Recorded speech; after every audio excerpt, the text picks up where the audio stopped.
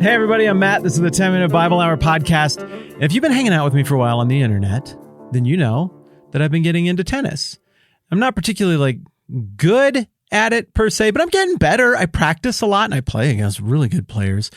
And what I'm learning is that, when I was outside looking in, tennis, you just whack the ball super hard at other people, and then inexplicably, like every fourth or fifth time you whack it real hard, they just can't get it, and you're the winner, I guess. I mean, that's what I gleaned from watching it on TV. Well, it turns out it's super complicated, and there's all kinds of strategy, and people play different kinds of games, and they hit the ball differently, and the ball presents differently depending on how you hit it. And there's some people who my modest little tennis game matches up against really well, and they're probably better athletes than me, better at tennis than me, but my thing, it just works against their thing. Then there are other people whose game is just kryptonite to me.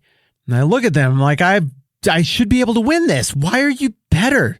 It drives me crazy.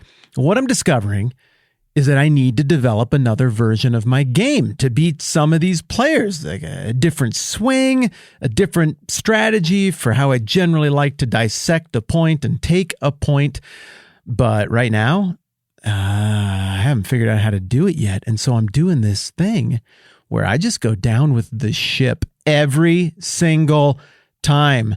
And then I see this isn't going to work, but this is my game. These are the things that I do, and I'm going to do them even if they don't work on you. And then I lose, and I'm like, well, I lost doing my thing because I just have the one game.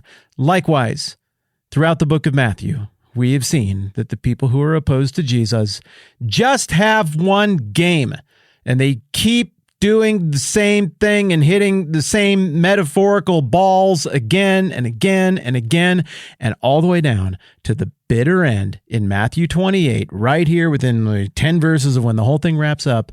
We leave them in our last look in on the enemies of Jesus, and we see that they are continuing to do the exact same thing that they've done all along, because it's the only game they got. And that's not my opinion.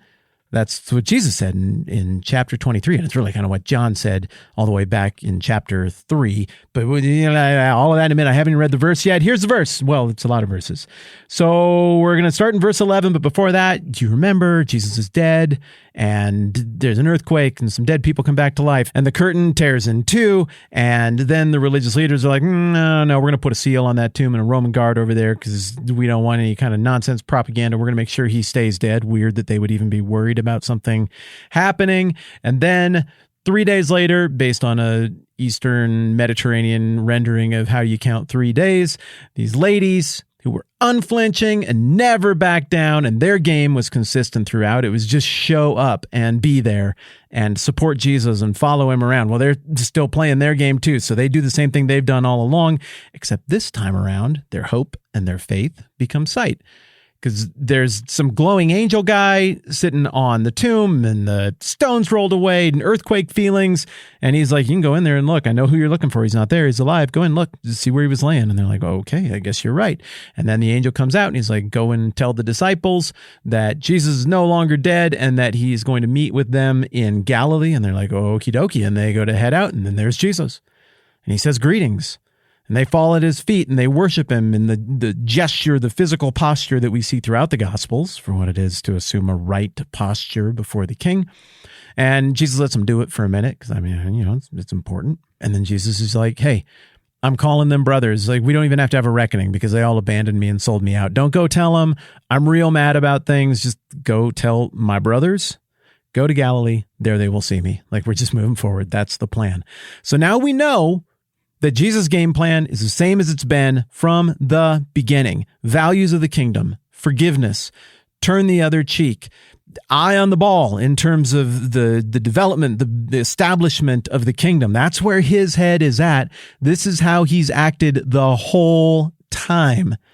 Well, here's how these guys have acted the whole time. They only got one game, like I only got one tennis game. Verse 11, while the women were on their way, some of the guards went into the city and reported to the chief priests everything that had happened.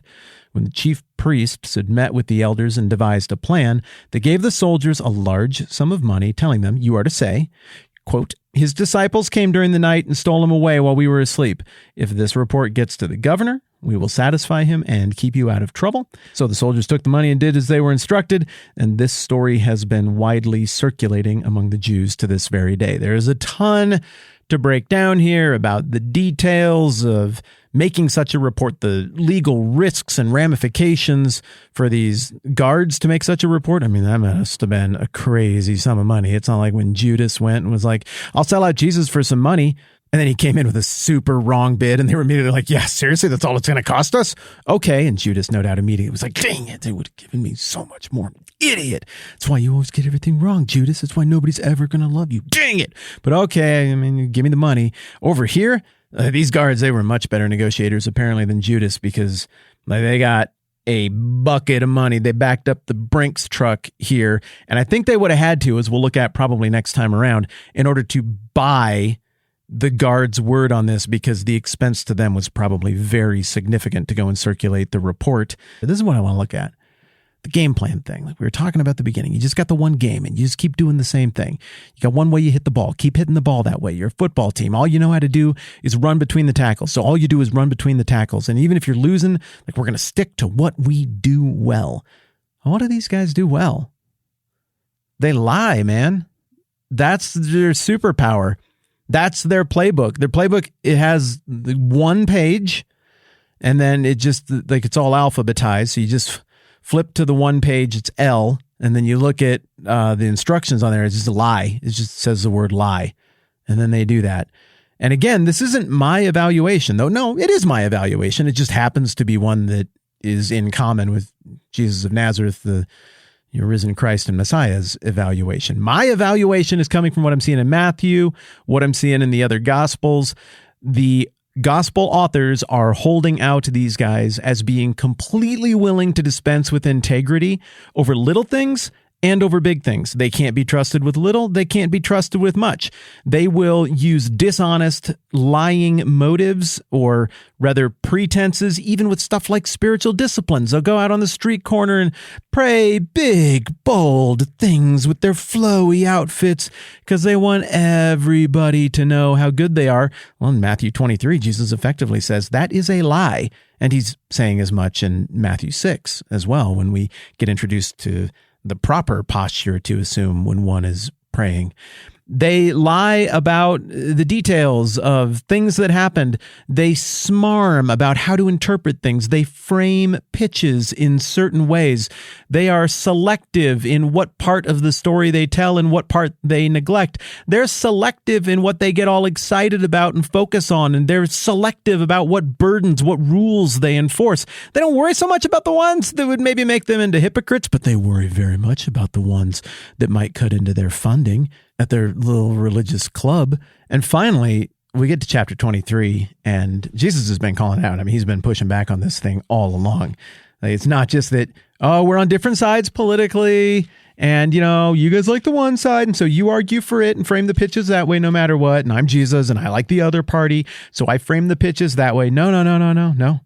Jesus holds it out like this. The thrust of chapter 23, which I encourage you to go back and read or listen to the episodes on, it's just a verbal beatdown in front of everybody. It's a verbal beatdown of the religious elite and the people that everybody's supposed to be looking up to. And what he effectively is charging them with is being blind guides who are guilty of not just their own crimes, but they are the spiritual inheritors, the spiritual, intellectual, ethical, moral descendants of all the people who killed the prophets who came before. All that blood from righteous Abel to Zechariah spilled there on the way to the altar, all of that is on you guys. That's what Jesus is saying. And as we talked about a couple days ago, I don't even remember why we flashed back to John the Baptist stuff in chapter 3. Oh, I remember why we flashed back to it, because it was a flashback episode. It's right there in the name, Whitman. Come on, this is like your first day being a Bible podcast about things. Super embarrassing. But what does John the Baptist say? The religious leaders walk up and he knows who they are. He knows their game. He knows their playbook. They have one game. It's lie. So what does he call them? A brood of vipers. Right off the bat, he doesn't even let them get a lie out. They just walk up and he says, instead of like, oh, I'm so lucky you guys are here. Maybe I can get you on my side. Maybe I can use the ring of power that you wield to defeat my enemies too. Nope, he's not even tempted by the power. He just leads with, hey, you brood of vipers, who warned you to flee from the coming wrath? And no doubt everybody who's there getting baptized and like singing songs, and the dreamy-eyed youth pastor with a guitar and stuff out there strumming, and John the Baptist, the big wig, it all feels good and it's great. And then he's like ruining somebody's baptism by calling the religious leaders a brood of vipers. But that's what happens. He just starts yelling at them. Produce fruit in keeping with repentance. In other words, what you're doing is the exact wrong way. Demonstrate that you are now going the exact opposite way. And don't you guys be coming back here saying like, no, ethnically, we have some unique standing or special dispensation or sweetheart deal from God. We're like kind of grandfathered in. We can actually be horrible. Don't think that way at all. The axe is already at the root of the tree. God can raise up children out of rocks if he wants to. This ethnic thing, there's a new family of faith being made. And what God wants, as we see spelled out from Jesus in the Sermon on the Mount, which happens only that many pages later, is like, once your heart, those are the values of the kingdom. That's the right posture before the king. Jesus is just following up on that in Matthew 23 and stating as a blanket judgment in a way that only the king can judge. He's proclaiming, you are purveyors of a failed playbook. You know one thing, and it's how to lie. And the liar is the one who is the enemy of the kingdom. And so as we get down to the home stretch here in Matthew 28, one of the questions that's still lingering out there is, how are these character arcs going to complete? Well, the character arc of Jesus looks to be pretty close to complete. He showed up. He was right about stuff. He spoke with one who had authority. Then he backed all of that up, and he picked some guys out, threw a bunch of energy at preparing them for what was to come and for giving them a role. He's going to have to, it's not that big a deal, get executed by professional executioners and come back to life 3 days later. But he even delivered on that.